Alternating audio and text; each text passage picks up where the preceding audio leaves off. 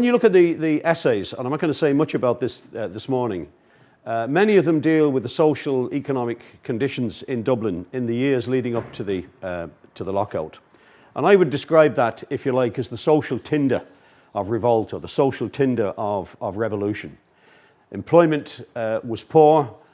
Most people, if they had employment, did not have permanent employment. It was casual employment. Wages were pretty low. They were certainly low by comparison with other cities in the United Kingdom. Housing and social conditions were terrible. The infant mortality rate was the highest in these islands. There were many other social indices that indicated extreme poverty. Health, as a consequence, was very poor.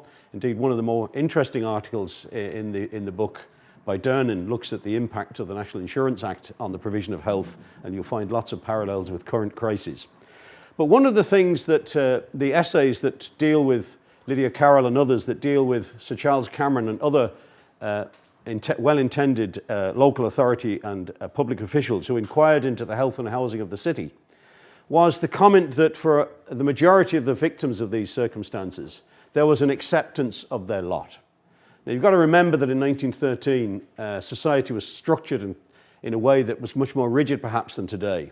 If I was standing here in front of you in 1913, by my very appearance, my dress, you would be able to identify what class that I belonged to.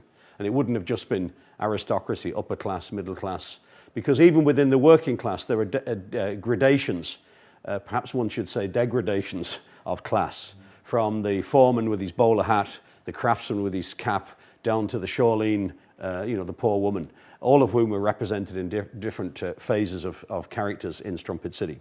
So there was, although the social tinder was there was something preventing it being inflamed.